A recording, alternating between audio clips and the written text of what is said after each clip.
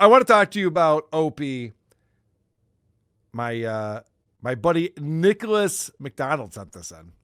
And he says, hey, I'm a fan of the show. I've been a huge O&A fan for a long time. I listen to full shows a lot.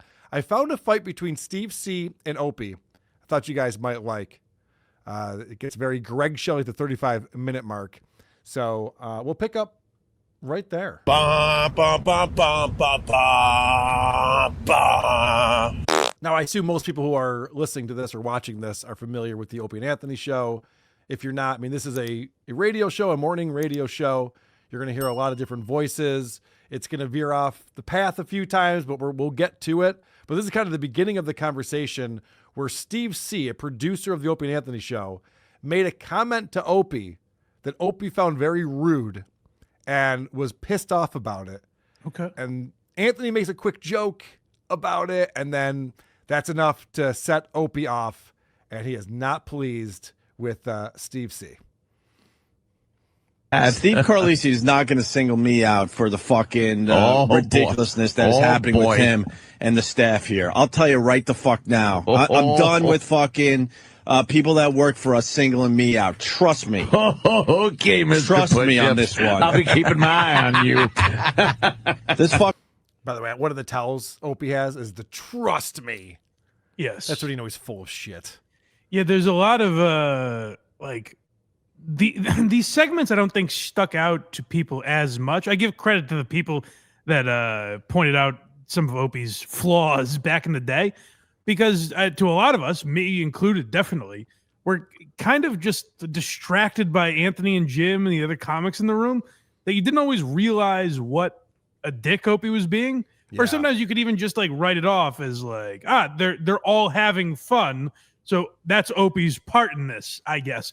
But Steve, I think, is the one employee that definitely got it worse than E-Rock, where like E-Rock took a lot of abuse, but a lot of it was like ball busting and just like relentlessly calling him fat or dumb or whatever. The virus. Yeah. Steve was really like, his job was threatened in every Steve C clip I've ever heard in like a real serious tone, not like fucking with him, like goofing on him, whatever. Like Opie would do that thing where now it's serious. Oh, really, Steve? Really? Yeah. Like he would have that tone and like genuinely threaten Steve C. And Mike, I'm glad you brought that up, because I was a listener at this time and I would have glossed right over this because we didn't know back then. Now it's been widely reported by Anthony, by E-Rock and different characters that Opie was constantly fucking with the people who worked on the show by going to management and giving, griping about this guy or that guy, and then white knighting for that person when management came in and like, yeah, I don't know, it's not working out. It's like, no, you got to give him one more chance. And then he'd go to the guy and be like, I just saved your job today. So he's manipulating all of his coworkers, or I guess subordinates, because it's Opie. And he would be fucking with them. And it came out on the air sometimes. And what I like about this is not only do you see what a douchebag, what an absolute horror of a person Opie is to work with, but also the dynamic of Jim and Anthony, who just wanted to go away. Yes. They don't want to get involved. They just want to be like, let's please Opie so we can get with the funny. Maybe Hoarders was on last night. That's what I think confused me a lot, is I was like, well, Anthony's cool with that. Anthony's not calling him out, so there's got to be something I don't know.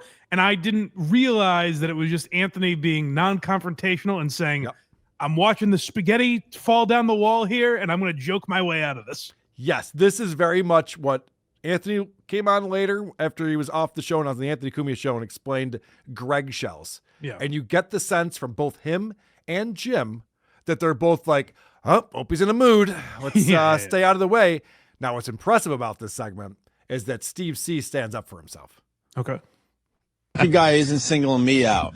Oh, well. He lost his staff a year and a half ago. He's not singling me out. All right, so Opie's going to say this a few times. I'm not going to keep pausing it. This is a longer clip. But he just said he lost his staff a year and a half ago. So what Opie's trying to say is that Steve C is a bad producer, a bad manager, because he's lost the people who work under him. They don't believe in what he's doing anymore, which is a horrific thing to say on air about a producer of your show. You're trying to get him fired. Sure.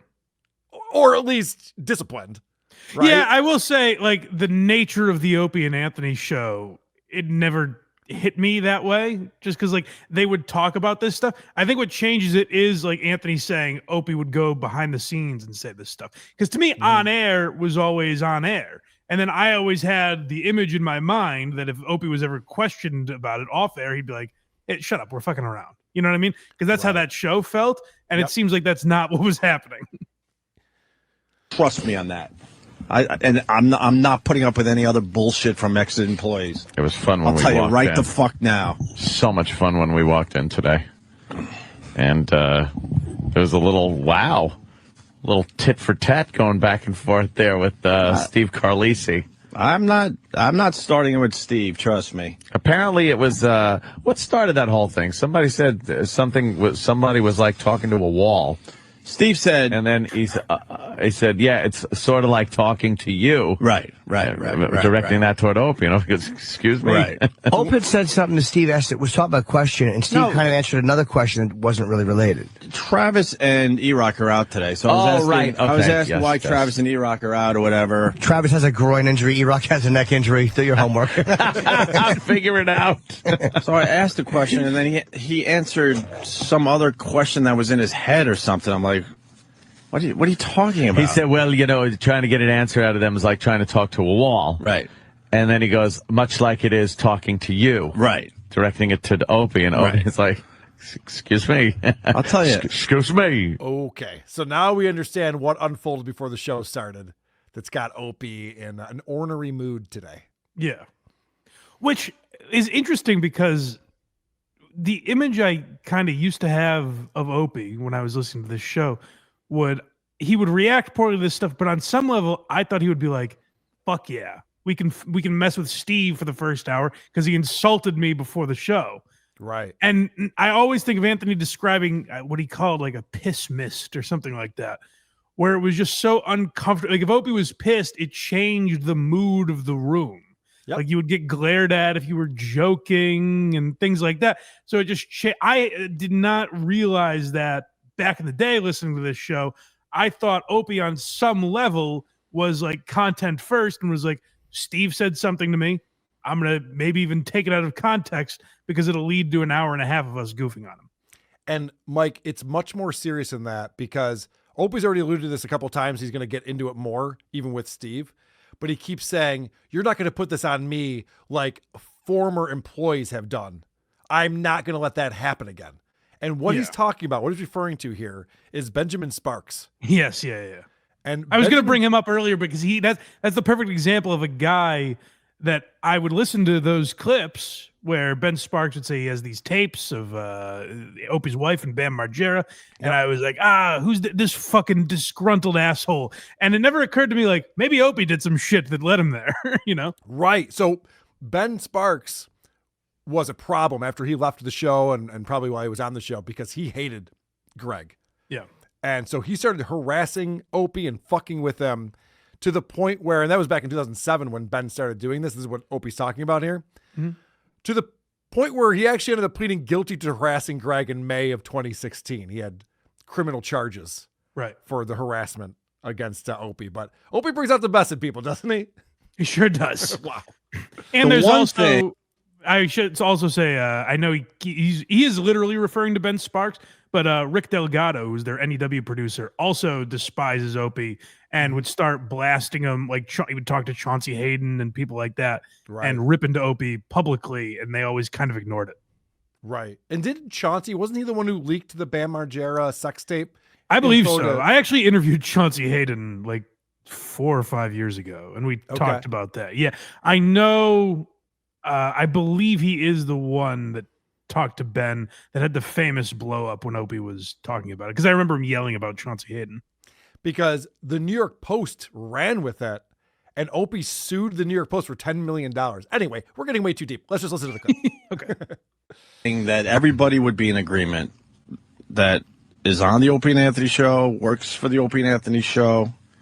I wear my fucking emotions on my face, so it's never like talking to a wall. That's my problem. Okay. So this is already funny. So Opie's complaint is that he is difficult, but for a totally different reason than the reason that Steve C said he was difficult. I'm not a wall. I'm a man. I'm a human man. Yeah, I'm actually really annoying to talk to. I don't just ignore you. But it's funny because what's going to unfold here is just the opposite. That is my big fucking problem. That It's like talking to an open wound. Exactly. That's the one fucking. That is the complete opposite. You always know what I'm feeling by looking at me. Steve Rimbejo saying Steve C answered with, "Why are fries so delicious?" No matter what the question is. But Jimmy, getting back to your point, no. Anthony wants to move on. It's And making it that- funny so badly. That's very telling of the kind of sigh and like no response that Anthony's getting. Like Anthony's juggling and spinning plates here. He's like, hey, look at Pale Talk over here. Huh? What about that, guys? Huh? And Opie's actually like pissed about it. Yep. Because I think Opie, I remember like that in their famous grape fight, Opie would yell like, "You can't have a real moment. You can't go with a real moment." Mm-hmm. And it's just this different dynamic that they had. I think Anthony could have often gone with real moments, but I do think in some of these cases he was like way too uncomfortable. Where if he embraced it a little more, it would have made for good radio. But Opie is kind of like his problem was the exact opposite. Where if he joked a little more and laughed at Anthony's hijinks, it could have lightened the mood and led to some ball busting rather than actual like animosity. Anthony and I went over the audio. Oh my God. We went over the audio yesterday Yeah. on our show where Gloria Allred beat the shit out of Janine Pirro. So Yeah. Yeah, no, I had heard even before that she really fucking killed her. Like, I didn't realize Pirro was a lawyer. Like, I knew the name, but I didn't know where I knew it from. right. So, okay, that's probably why. Because Gloria Allred's not stupid, like... What? Nothing. He came. I have nothing to say to you. Oh, no. Oh, no. He's coming back. Oh, no. So they were going to move on. They were already getting back into what they were going to be talking about for the day. And Steve C decides to walk down the hall and enter into the studio. Yeah. I thought there was going to be a problem. I didn't say anything. You're not going to single me out, Steve. I didn't single you out. Ex-employees have singled me out, listen, and trust me, dude, they're in hell right now. You didn't. okay? Again, making a reference to Ben Sparks. Yeah. Ex-employees have singled me out and they're in hell right now. Hear me right. What you heard was what you wanted to hear, or you might have misheard me. What I said was I responded to your comment, which was, "Oh, I'm going to go talk to a wall now." Do you know how many times I've said that when I'm trying to talk to you and you immediately turn away and start talking to somebody else? Because you try to talk to me during a radio show. No, dude, with I'm stuff talking that has about- nothing to do with the show at hand. Dude, I'm talking about after the show. I've tried to talk to you, and you immediately turn around and start talking to somebody else, and I just like look at the ceiling going, "Oh my God," because I know, dude, that's exactly what I said. I wasn't fighting with you. I wasn't picking a fight. You're misinterpreting the whole thing. I wasn't picking a fight. Come on, dude. I swear to God, I wasn't picking a fight. I made a fucking smart ass remark. It struck a nerve, and I apologize for striking a nerve, but I wasn't picking a fight with you. It strikes a nerve because everyone feels like they talk to a wall when they're talking to you. Oh, there's the Opie defense right there. Oh, yeah? You think I am? Well, guess what? You are. And he brings everyone else. And everyone else agrees with me that you're the problem. It's this a very frustrating thing that comes up in seemingly all of Opie's fights are like, "I don't want to talk to you," or "Why do I have to do this?" Or like this shutting down of the conversation. It's like, well, then we're not going to solve it. Like, why? Then let's not do it. Well, I don't understand. One other thing I noticed that I meant to mention earlier in that clip is Norton makes a joke or something, and Opie goes, "Exactly. You would know I'm pissed just by looking at me." Yeah. Not like what I say. Right. It's like, so it is passive aggressive. Like, how many times do you get in an argument with a girlfriend where it's like, "What are you mad about?" "I'm mad." Yes. Okay. No, okay. But that's not how I know how you talk when you're happy, and it's not that. So, well, either tell me or I'm gonna have to keep digging. I don't know what the fuck we're doing here. And that's what Opie is saying. That is Opie. Yep. Yeah. And he admits it. So the quiet part out loud right there. Right. What did I not answer? I don't have the answer. You You asked me why Travis was out. Well, then you said say that instead of answering something. I don't even know what you answered. You asked me why Travis was out. You asked me why Travis was out. I said he's taking a scheduled personal day. You said, how come everybody else gets personal days? The answer to that was, you do too. Okay, that's not where the answer you said. No, I know the answer. The answer I gave you was answered some. I don't know what you said. Yeah, well, you know what Sam's coming down. It's like talking to a wall. Hello, could you put it through the hole? I've been thinking of a Buddy Booth joke since the moment the wall got wrong. So all I've been thinking of is a hole. Take you so long. Yes, hello. I said. So the glory hole joke finally comes out and gets nothing because, like you were saying, this piss mist. Like Opie's not there to laugh at all now. There will be no jokes being told. So now everything's getting shut down. And is kind of mad that jokes are being made. Like, yes, hey, we're all supposed to get under the covers together and sob. Like, we're all mad at Steve C right now, right? Yeah, we're all ganging up on Steve C. Come on. Yes. It's that bear trap. The second I walked in. This one, please. But listen, in all seriousness, I wasn't picking a fight with you. I wasn't. That's the last thing I'm trying to do with anybody here. And, to insinuate that is wrong. I wasn't trying to pick a fight with you. I made a smart-ass joke. I wasn't getting into it, and I wasn't going to get into it. So, want to get pissed off, that's fine, but I wasn't doing anything. I'm showing you what talking to a wall really is. I have no idea what you're saying. It's just looking at a computer screen. What you're doing now is what I've been. Talking. Yeah, okay. This is what happens after the show sometimes when I'm trying to actually have legitimate conversations and you're not even acknowledging my existence. That's hilarious. Opie goes, it's the exact opposite of talking to a wall. I'm actually too expressive. I'm too into the conversation. That's the problem. Mm-hmm. And then immediately proves that Opie is a passive-aggressive douche who just stops paying attention to him and just stares at his computer and acts like he's not having a conversation with Steve C anymore. It's a very, especially for a show that was so, like, if you want to call it anything, it would be toxically masculine or what, you know what I mean? Like, the bitchy way of arguing that Opie did is so crazy where it's like these guys that are guys and ball busters and all that type of shit to deal with someone who was the boss, like the guy who kind of controlled the room was constantly, I'm not mad. What do you mean mad? Why would you say I'm mad? It's like, oh, come on. Especially like a guy like Anthony who complained about how he would argue with his wife and argue with girlfriend. Norton would complain about arguing with girlfriends all the time. Like guys like that are so vocally, they so vocally hate that. Yep. And Opie like does it to them on a daily basis. It must have driven them fucking nuts. It did. Well, yeah. Come on, talk yeah, I guess now we know. But yeah. That's frustrating. It happens all the time. With me, it's talking to the elevator doors. Yeah, well, that's talking to a drunk. Talking to the floor. But that's what I said. Talking to the floor. I answer all your questions, Steve, so whatever. Dude. I do answer all your questions. In time. In time? Yeah, you do. Look, really? Look, hey, in all fairness, you are, out of everybody, you are the one that gets back to me the most. Out of everybody that I ask about guests and about bookings and things like that. So I'll get back to you about guests. I get back to you with the important things.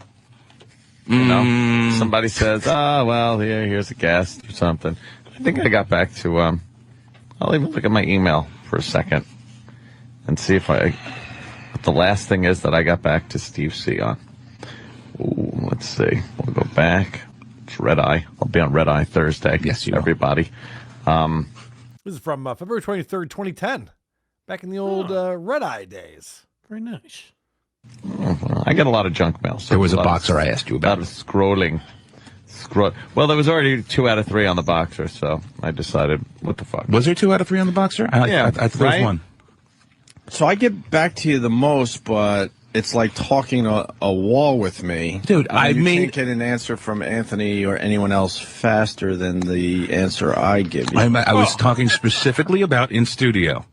I'm just not going to be singled out this time. I'm not singling you out. I'm not beating you up. Say Anthony's bad. Say Anthony and Jim are bad. Also, but I'm actually better than both these guys, and you're calling me out. Call them out, please. Well, so now we've lost the argument because it was like Steve C, a subordinate, being rude to his employer, which I do get. That is kind of a weird thing for an employee to say to basically his boss. Like, oh, it's like talking with a wall. That deserves to be pointed out. Like, I would get Opie being kind of annoyed at that. But he's saying, no, everyone always talks about why I'm bad. Why don't you guys talk about how Anthony and Jim are bad more? Right. It's like, I don't know. We'll bring something up they did. I don't know. That's not who I'm mad at right now. Neither here nor there. Could you settle this thing with Steve C and we can fucking move on? Right. But I'm not picking a fight with you.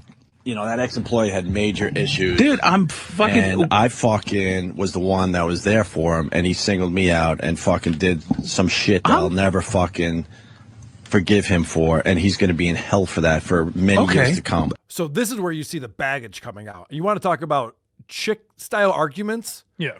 So now it's like, yeah, well, you know what? My ex used to do this to me, and then this happened, and then that happened. It's like, well, okay, neither here nor there. I'm not Ben Sparks. Steve C said they're going, I'm not Ben Sparks, man. I'm not doing this to you. I know you have a lawsuit. I know you have all this shit going on. I'm sorry. I'm sorry all that's happened to you. I'm not doing that. It doesn't equate. Like, hey, well, so now you're like this guy that has threatened revenge porn on my wife. Like, he's like going after my family. And Steve's like, no, I said you didn't listen to me once. Yeah. It's like What talking is to a wall. Jesus Christ, what's going on? But this is how Opie, like a chick would do. Not all chicks. Some of you guys are great. Sure. Like a chick would do, though, has to change the argument to something that's so much more heinous so that there's no way you can argue with him. Like, well, yeah, of course, all that's terrible. He made up this rumor about your wife and it leaked to the press. Like, Now all of a sudden, Steve's like, well, I'm sorry that I did that to you. Wait a minute. Wait, I didn't do that. And all I did was try to help that fucking guy. Are you putting me in the same category as that? I'm just making sure it never fucking happens to me again. Dude, I'm being very clear to you that I was not doing anything. Opie, you're doing the exact opposite of that.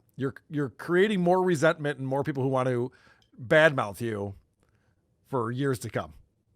Thing of that nature. I'm just making sure. All right, I speak my mind occasionally. I put my fucking foot in my mouth more often than I'd like. But hey, I'm not picking fights with you. What, Anthony? I'm just wondering how long it takes to get the burger buns out of your toenails. See, it's The burger buns? I don't. Yes. See, he put his foot in his mouth. Oh, geez. See, but it would hit the burger. That's Can I just do this for Anthony real quick? Yikes-a-roo. That was a stinker. Anthony doesn't have a lot of those, but it didn't make any fucking sense. He was trying. He was reaching for anything to kind of lighten the mood and keep it a comedy show, but that was a tough one. It is. It is crazy how uncomfortable Anthony gets because I did an episode on the Ron Bennington Colin Flaherty fight. Yep. Maybe the most uncomfortable Anthony's ever been in a radio or podcast studio. And there's a certain point where it's like, Anthony, snap out of it. It's fine. It's good radio for you. You're not even involved in the fight. Yeah, but that was the thing I picked up on that I never would have realized listening to this when it happened 15 years ago. And now listening to it and going like, oh, Anthony wants to get out of this so badly. He just wants mom and dad to stop fighting. Yeah, it would have just been vacation. like, listening to that, I would have just been like, oh, it was kind of a bomb by Anthony. Now you realize how uncomfortable he is. You weren't thinking of it in the moment back then. Yeah. maybe I didn't just phrase it well enough. Sorry. No, I'm still scrolling trying to see when the last time I got back to Steve was. All right, I think I'm in fucking October. Yeah. And that's the point I'm making by singling me out. I'm not singling you out. All I right? can't even find the last time I communicated with you, Steve. Do you honestly understand what I'm saying now? There it is. All right. Do you understand what I'm saying? I understand what you're saying. Do you think you understand perfectly clear what I'm saying? Yes, I do. But do Do you you see how serious Opie is now? Do you see what I'm saying? Anthony can't even find the last time he responded to an email that Anthony's in the background. Oh, here's one, I found it. You know, he's have some fun with it. And Opie's pissed. And even there's a way to do that, by the way. Like if Opie does respond to him way more, like I think the audience would acknowledge that Anthony is probably like more lackadaisical with that stuff. Yeah. So if Opie made a joke about it, Anthony would laugh, everyone would be fine. But it's the serious tone that Opie would have would be like, that's what I'm saying, Steve. That's what I'm saying. Like he would do this. That's what I mean when I compare it to E-Rock, where some of the segments and he would do this with E-Rock too, where he would like threaten his job and all that stuff. But a lot of the E-Rock segments were much more jocular and fun. Right. The Steve segments would get nasty where Opie would constantly dangle his job over his head on air. Yep. You understand? I'm not going to be anyone's fucking punching bag. I'm okay? not. February 16th. February 16th, Steve. Is that like talking to a wall? Paul Mooney. Do you feel like I was beating up on you? No. Okay. But I'm making sure that I'm not singled out again. I wasn't. Okay. He just keeps bringing it back to Ben Sparks. He's such a victim. He's playing a victim right here. The guy made a quick comment that, he was like talking to a wall sometimes. And now it's Opie keeps bringing up this former producer over and over again. I'm making sure I'm not singled out again. So the next time you refer to talking to a wall, make sure you also say Anthony's kind of annoying to deal with too. And what do we say about Jim? Let's come up with our insult for him right now so we remember. He comes in later than you guys. It's a little annoying, I guess. I made a smart-ass remark. I walk in here. I walk in here every day to a fray of incompetent, fat, gay, asshole gunfire. I make one smart-ass remark, and your feelings got hurt. I apologize for hurting your feelings. My feelings didn't get hurt. You don't even get what I'm getting at. Yeah, I don't want to talk to you. I want to do a radio show. Okay, fine. Okay? My feelings didn't get hurt. We want to do a radio show. Fine. Why'd you hurt his feelings, Steve? All right? I didn't try to. It was an accident. All right. Now is probably a good time to point out that a little over 2 years after this happened, Steve killed himself. I'm not saying there's causation. That's where I tap out. He was gone from O&A for a while. I know. Right, I'm going to go finish pulling that Jimmy audio. That's what I got to do.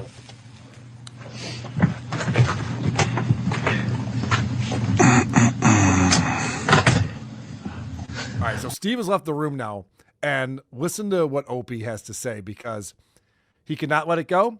He has to let everybody know that he's the victim. Okay. What's Sam doing? Sam's walking down the hall with him. I just want to see Steve's fist go through the side of Sam's head and watch him fly through a cabinet. Or at least I think I almost just saw it. Into the back of Sam's trousers. You like how you had to end it with letting you know what he's up to? Yeah. I'll be over here doing this. Huh? What? Holy shit. All I'm saying is there's issues with Steve, and he's not going to fucking blame me in the end like another asshole did. That ain't fucking happening ever fucking again. And that's the point I'm making today.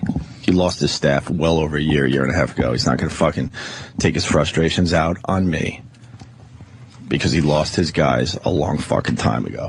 So now he's changed the motivation. Now that Steve has left the room. The real reason why he's even saying anything about me is because he knows he's failing at his job, and he's upset about that, and he's taking it out on me and singling me out. When none of that's true. It was just a quip that he made because he's been frustrated trying to talk to you after the show, right? Off air, he did it. Yeah. And Right. Opie's like, this guy's not going to publicly humiliate me. It's like, well, you brought it up on air. Right. That's the headline here. And he's feeling the frustration, so, you know, he took a little shot at me today. I was one of the last guys to fucking, you know, be in his corner with this whole fucking thing. Trust me. Okay, that's another thing that Opie does, where he has the psychological evaluation all figured out. Mm-hmm. And I see this with a lot of the lolcows. A lot of these guys explain to you what the motivation is. Aaron Imholt's the best at this. Yeah. He'll explain to you, so someone does something, and it's because they're feeling this way, because this thing happened to them, and they're slighted, or they feel small, or insecurities, and all these kinds of things. Right. Opie just figured out the reason why he said this to him is because he's feeling bad about how poor of a job that he's doing. And so that was Steve C's insecurities coming out at Opie. Nothing to do with Opie at all, actually. Well, Amazing. it's also interesting. I don't think I've ever heard this segment before, so I'm interested. Oh, good. I was going to ask you afterwards if you. I don't think I have. And Steve would have been fired not long. I don't know if you know the actual date, but he left early into 2010. Yeah. So it's not long after this that Steve actually was fired, and you hear Opie there start to go, well, stuff's happened with Steve, and he's so like, Yeah. Opie already knows that it's in the works that Steve might get fired. Right, because he's the one planting those seeds. So if he's saying he lost his staff a year and a half ago, yeah, it's because he's having those conversations with management, with the suits. Right. Management wouldn't know. Well, I mean, there's very public stuff with Steve and Danny. Yeah. And there's a lot of goofing that goes on the air. So I guess management might know that stuff. But yeah, management wouldn't know the day-to-day operations because I don't think those guys, I don't think Travis and Sam and those guys are going to the bosses and saying, "Hey, I don't respect Steve anymore." No, no, it's Opie that's doing that. Yeah. This is what we've learned from the staff since then. Feeling the frustration, so he took a little shot at me today. I was one of the last guys to fucking be in his corner with this whole fucking thing. See, that's the other thing too. Oh, and he's gonna say, "Trust me." I'll be backing up again. Trust. Because that's a tell right there. That's how you know he's lying when he says, "Trust me." But he goes, "I was one of the last guys to be in his corner," and this is what Anthony was talking about, where he says that he would manipulate management by going and complaining about a guy, and then when they're like, "Let's get rid of him," he'd go, "No, he's one of my guys. We got to keep him on." And then he'd go right to the guy and be like, "They were going to fire you, and I saved your job." I don't know how the dynamics. This would have been. I guess it would have been Sirius XM in 2010. I don't know how the dynamics have changed there in the last 15 years. But like if you hear even like Norton when he left, the Bonfire guys, any of those shows like that, and we live in a different time, and those shows aren't as edgy or whatever you want to call it as Opie and Anthony were. So management didn't have as much to be concerned about. But like Jim, when he left, was like, management never gave me a problem. They never told me what I could or couldn't say. Like it was actually like a nice place to work. It wasn't this place where they were constantly like, "We need to get Steve C out of here." Yeah, they have bigger fish to fry. There's a lot going on. It doesn't seem like that anymore. It doesn't seem like that. But Opie would always talk about, he said it when Danny Ross got fired. He said it about Ben Spar. I mean, we've heard Anthony talk about it, where there's a bunch of guys where Opie will go, I saved the guy's job 10 or 15 times. And I did everything I could. Anymore. Yeah. And like, I can't imagine a workplace where a boss is constantly like, "I'm going to fire you unless anyone objects here." You're right. That's not how that works. And Opie's like, "Stop right there." I was one of the last guys to fucking, be in his corner with this whole fucking thing. Trust me on that. All right, we're going to do a radio show. Opie and Anthony, stay there. And that's how they go into break right there. Wow. I found that fascinating. And I want to put it out there. Thanks again to Nicholas for sending that in. If other people are going back and listening to full episodes and finding Greggshells moments or moments that you see, we didn't recognize at the time, but now we know who Opie is better because we've been analyzing his show and him for so long. We can go back and listen to these things and have a whole new perspective on it. If you find those examples, send them my way. Yeah, because the interesting thing about that, like I said, I think I was saying this to you before we started, where like I've done a bunch of segments of Opie and Anthony for like bonus episodes of Why You Laughing, where we'll break down the segment, and there are alleys I could go down where you're like, "Boy, Opie's being a real dick here." But that's not what the episode is about, so I don't really. But like a lot of those that I've covered, you can point out instances where Opie's being kind of an asshole. And I think the reason you don't pick up on it, like when you were just a listener, or if you go back and listen to old clips before you guys pointed it out with WATP, the reason like I never really caught on to it is because like that clip we just played, I'm capable of a moment like that where you overreact to something, you're in a shitty mood, whatever. As a one-off, I think anyone is capable of something like that. That wasn't some extreme, holy fuck, I can't believe Opie did that.